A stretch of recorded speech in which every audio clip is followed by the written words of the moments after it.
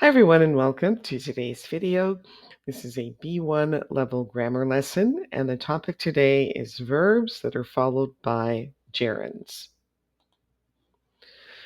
So some verbs are commonly followed by gerunds and you can read this list of the most common ones. There may be others, but these are the most common. And in this case, the gerund functions as a noun, so all of these verbs can also be followed by nouns. So he finished reading the book. So reading is the gerund. Or you could just say he finished the book because the book is a noun. So admit and deny. The verb deny means to say that something is not true. So he denied stealing money from her purse. And you can see here, denied is followed by the gerund stealing. The verb admit means to acknowledge the truth of something. He admitted stealing money from her purse. So here, it's also followed by the gerund stealing. So I'm so sorry I lied to you. And no, I didn't take any cookies. So change each of these sentences using admit or deny. So this one could be, she apologized. No, she admitted. Okay, so she admitted lying to her father. She denied taking any cookies. Here are a few more to make a sentence about each situation. I'm so sorry, it was my mistake. So you would say she admitted making a mistake. And I don't know what happened. I didn't do it. He denied spilling the flowers. Now, mind something. To mind something means that you are distressed, annoyed, or worried by it. In the positive form, to mind is generally used in questions. So, do you mind working in silence? I can't concentrate with that music. Would you mind speaking more quietly? And again, you can see that do you mind, would you mind are both followed by gerunds. Here, working, and in this one, speaking. In the negative form, to mind is used in statements. I don't mind helping you with your homework. She doesn't mind working late at night. So here again, we have the gerunds helping and working. Now see if you can match these verbs with their meanings. You can pause the video, try these on your own, and then restart when you're ready to check your answers.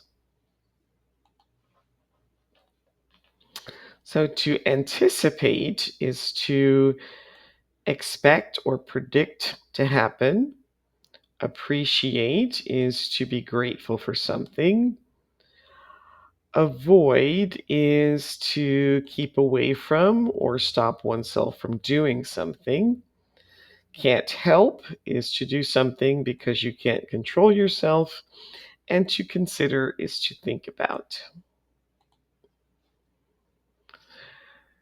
Now use those verbs plus their gerunds to create some sentences. Again, you can pause the video, try it on your own, and then restart when you're ready to check your answers.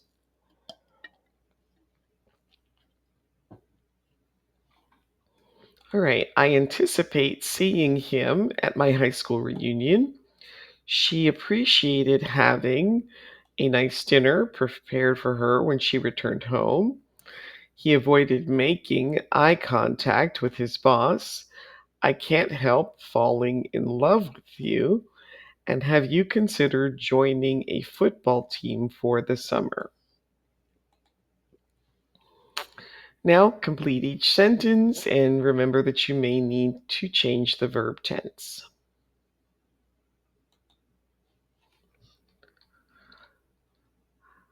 Okay, she defended purchasing the expensive car by saying that she deserved it. the recipe mentioned using a blender.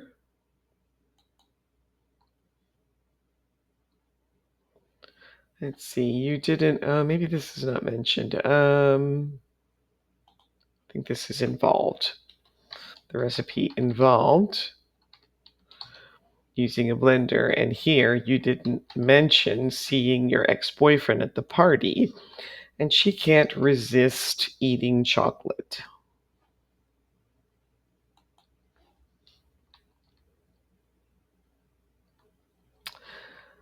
They risked being late in order to stop for something to eat. I can't tolerate listening to him complain any longer. Let's discuss traveling together over dinner. And I can't recall meeting you. Can you remind me of your name? Now create a sentence about each image using the verb provided in a gerund. So, for example, the first one could be she enjoys painting. So go ahead and try that for the rest of these. And here are a few more. You can practice creating sentences using the verb followed by a gerund. Now, despise means to dislike strongly. Both despise and dislike can be followed by gerunds. So, what do you dislike doing? And do you despise doing that?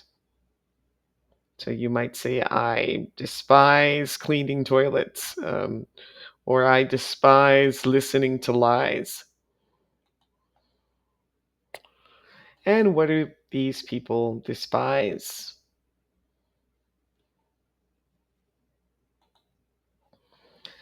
The words recommend and suggest have similar meanings, and they are both followed by gerunds. The doctor recommends eating less salt. The doctor suggests eating less salt. So they're pretty close in meaning. All right, so we're going to meet Thomas and Pauline. They are high school students who need some advice. So you're going to read these two paragraphs and then give them advice using recommend or suggest plus a gerund. Now you can pause the video and read on your own, or you can follow along as I read. Thomas has the highest scores in the entire school on the final math exam, but he doesn't like math. He has a genuine love of writing, although his English teacher has told him that he needs a lot of improvement. Thomas wants to go to university to become an author, but his parents think he should study math or engineering instead. What should he do? So you might recommend getting an English tutor, um, or you might suggest majoring in math and minoring in English at university, or whatever other recommendations or suggestions you might have. Pauline is a straight A student. She always does her homework and has never failed an exam. Her problem is that she is unable to say no. The other students in the class ask for her answers and copy her homework before the teacher notices. What should she do?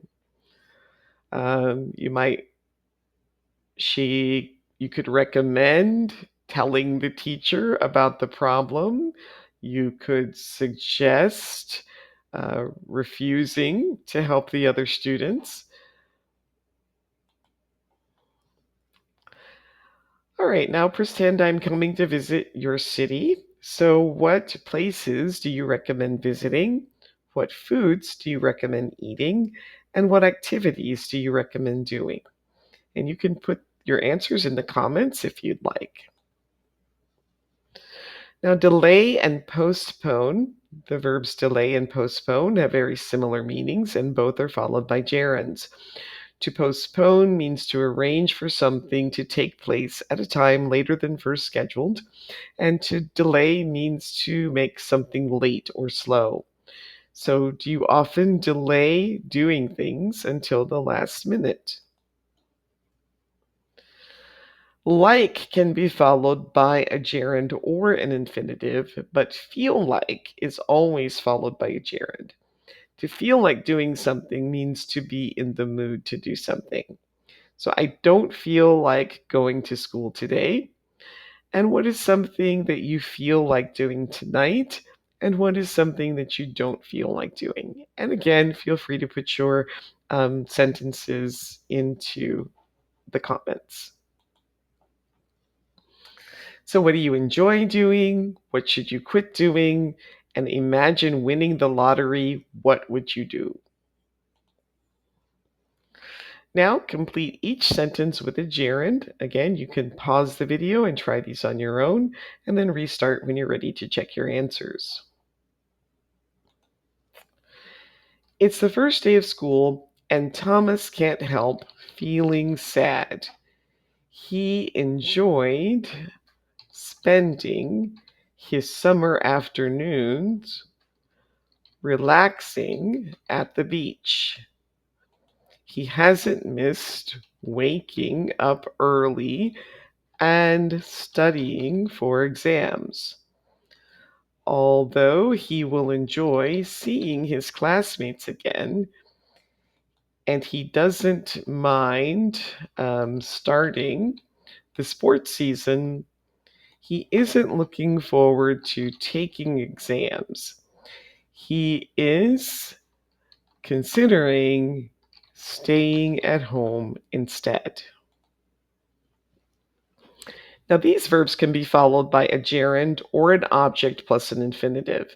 So use another verb to express the same or similar meaning. And here's an example. He advised his friend to see a doctor. He urged him to see a doctor. So go ahead and try these on your own and then restart when you're ready to check your answers. So his parents don't allow him to skip school. His parents urged him not to skip school, or his parents don't permit him to skip school. And the coach encouraged the players should never give up. You could say the coach urged the players to never give up. He wouldn't permit me to enter the premises. Maybe he wouldn't allow me to enter the premises. The teacher requires the students to submit their papers. Um, the teacher encourages the students to submit their papers or advises the students to submit their papers. And he urged me to go to bed earlier. He encouraged me to go to bed earlier.